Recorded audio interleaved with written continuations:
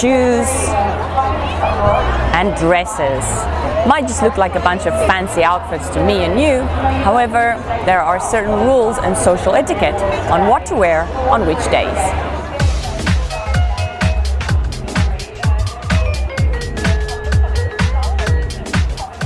So the Melbourne Cup Carnival consists of 4 major components: drinking, betting, horses, and fashion, with horses and fashion being the center of the carnival.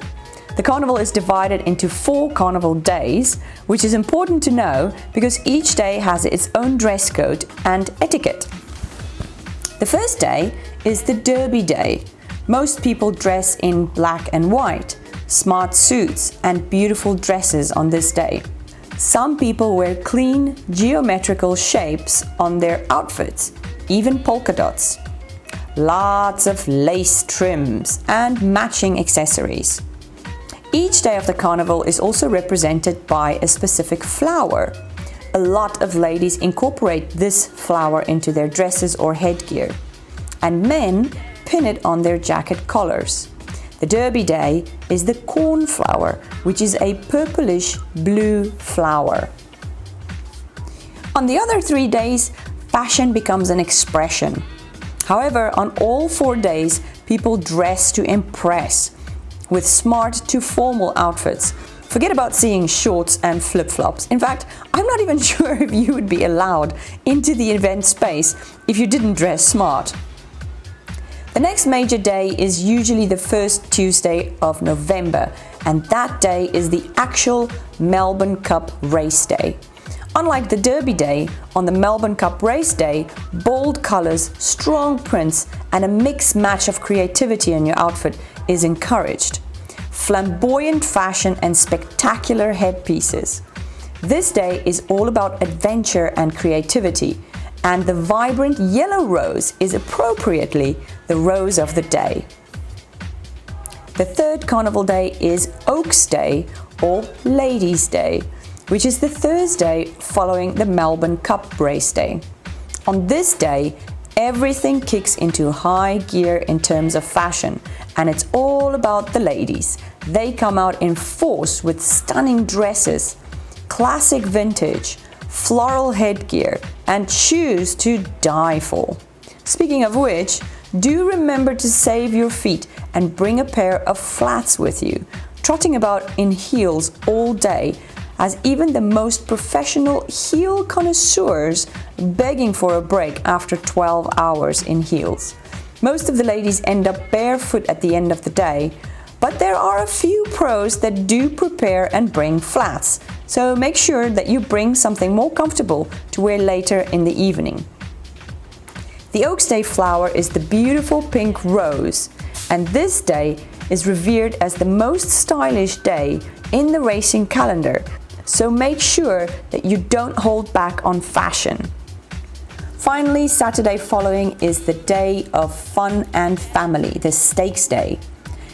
Each of the days have between 6 to 10 horse races with by far the best horses in the world, and Stakes Day is no different.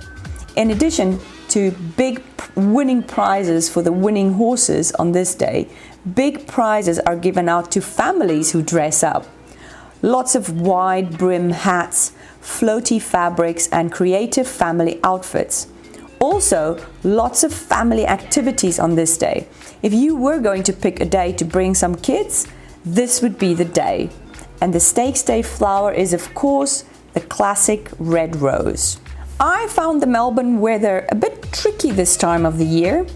It could be nice and sunny and warm during the day, and then it gets pretty cool at night. There isn't too many shady places or areas on the lawns in front of the tracks, so do remember to bring some sunscreen. And if you plan to sit, bring something to sit on so that you don't ruin your posh outfit on the wet grass. The locals don't seem to be affected by the weather, but I was very happy to have a little jacket with me for the evening festivities because I found it quite cold.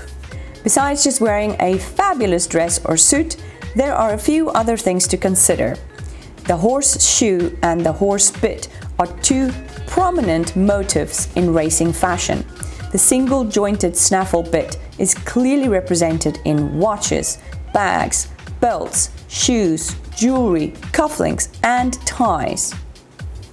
Most people think the horseshoe is a metaphor for horses, swift feet that win races, but horseshoe also symbolizes the shape of a crescent moon and is thought to reference the Roman deities Artemis and Diana. The luck the shoe brings is derived from the goddess herself. However, throughout history, there have been many tales of the origin of the lucky horseshoe, and till this day, people from different cultures still debate whether the horseshoe should face up or down. Either way, the horseshoe is very prominent and important part of the races. So it's no surprise that people bid big money to own the horseshoes worn by the winning horse at the Melbourne Cup race, which has become quite an event in itself. Besides fashion, there is a lot to learn about the races, etiquette, betting, and so much more, especially if you are a first-timer. This is part 5 of a 6-part series that I did titled appropriately Beginner's Guide to the Melbourne Cup, where I give you a quick crash course from my experience and everything you need to know as a first-timer to the Melbourne Cup Carnival. Be sure to have a look at the other videos too before you head down to the races or bet. And finally, if you do plan to show some skin, make sure that it is still tasteful, or you may not be allowed into the event space at all.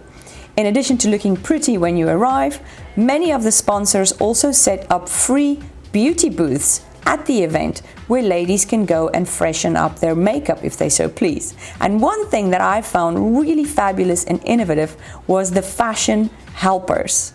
I'm not exactly sure what they are called, but it's basically gentlemen walking around the event carrying bags of emergency touch-up things like hairspray or sunscreen or even safety pins if something goes wrong with your dress.